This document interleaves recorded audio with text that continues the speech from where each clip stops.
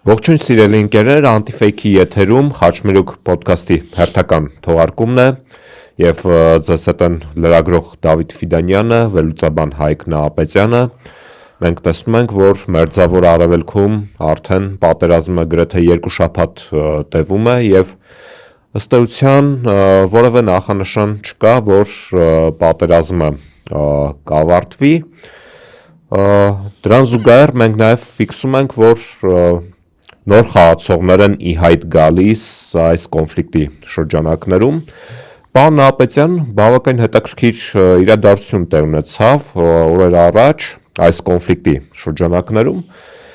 Միացյալ Նահանգների առաջնորդի նախաձեռնությամբ տեղ ունեցավ հեռախոսային խոսակցություն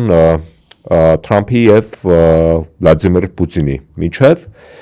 եւ անմիջապես հետո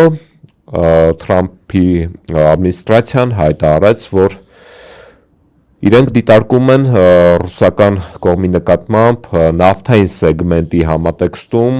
պատժամիջոցների չեղարկում եւ Թրամփը նաեւ նշեց, որ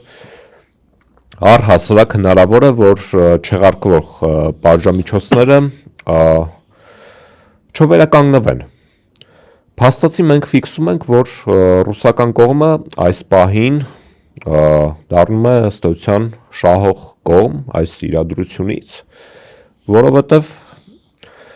Հորմուզի նեղուցը փակ է, իրանական կողմերը հերթով խփում են բոլոր տանկերներին եւ ընդհանրապես նրանց լեքսիկոնում, քաղաքական լեքսիկոնում բացառվում է այն, որ իրենք երբևէ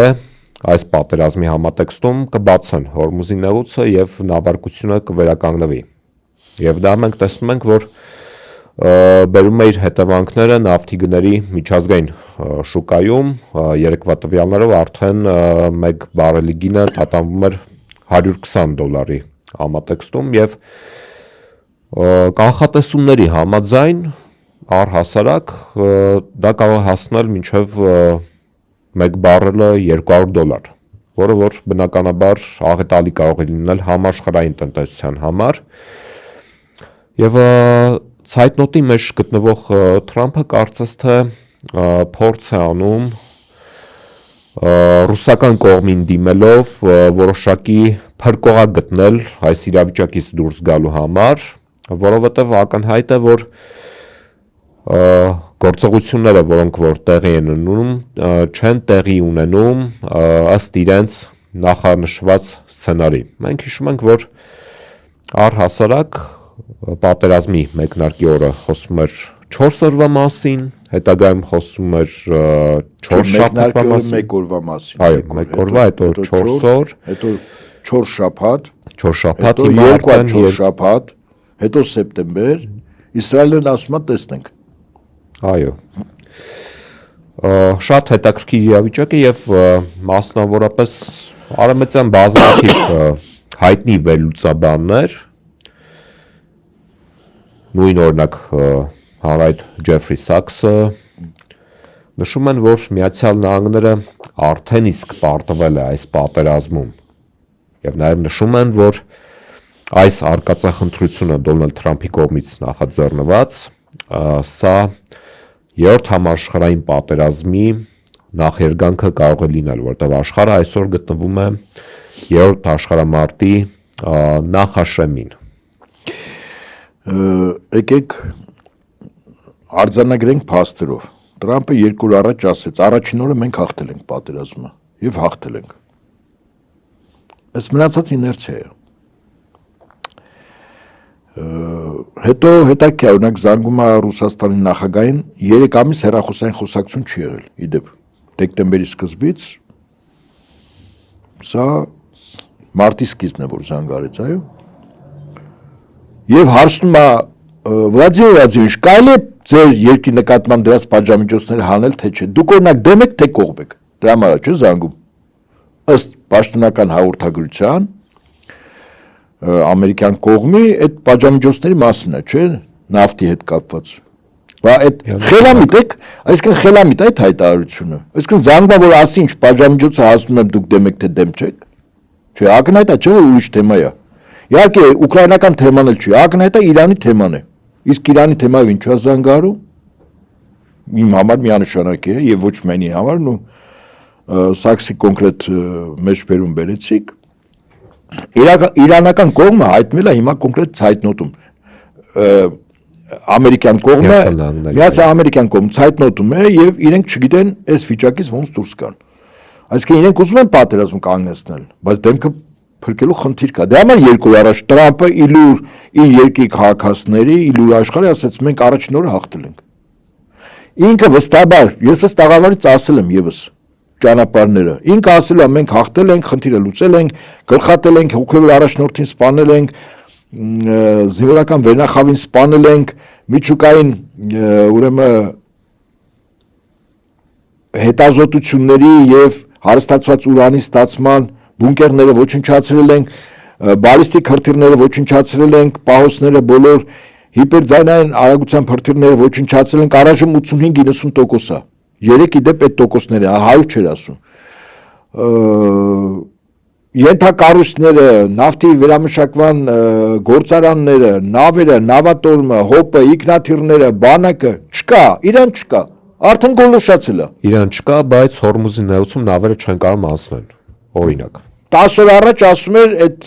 9 օր առաջ Հորմուզի նեղուցը որ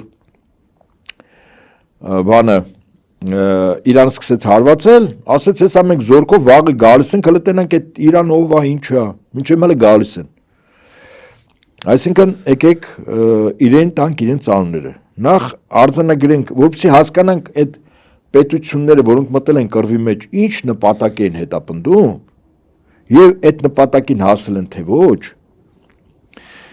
Եվ եթե չեն հասել, ապա այս վիճակից դուրս գալու ինչ ելքեր ունեն։ Կարծում եմ